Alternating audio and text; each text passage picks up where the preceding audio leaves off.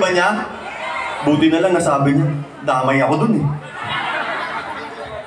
Ngayon, alam niyo na hindi ako Kaya pumili kayo ng matitino na konsehal. Nandito sa matitino na konsehal sa Team Calixto. 3, 6, 7, 9, 10, 11. Sigurado ko, matitino yung mga yan. Diba? Ha? 2-1-1 syempre kasama. O bago ako po magtapos, meron pong mensahe sa inyong lahat, si Yorme. Gusto niyo po makipakinggan? Napakagandang mensahe para sa inyong lahat. Pakinggan po natin.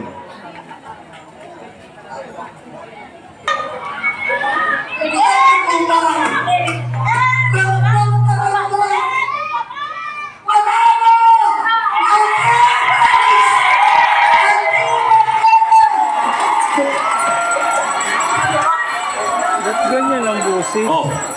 Sinabi niya talaga yan, ha? Baka mamaya sinabi lang, binago ko yung salita niya, ha? Sinabi niya talaga yan.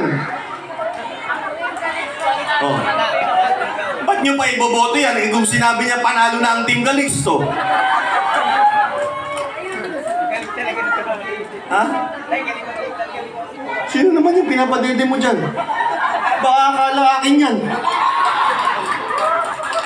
Kaya tayo nagchichismis eh.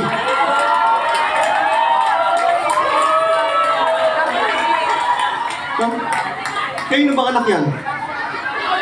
Anak mo ka? Apo ni ka? Okay. Okay pala. Safe. Gulat tuloy ako eh.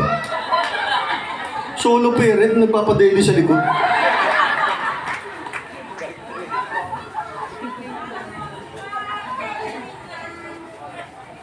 Buti na lang po, tumapang na si Consala Grace. No? Nasabi niya na yun, di ba?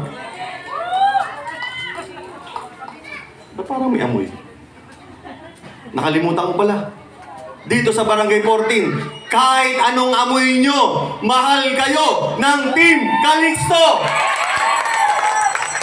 Number 2, Congressman Tony Calixto. Number 1, Mayora Amy Calixto Rubiano. Number 1, Vice Mayor Mark Calixto.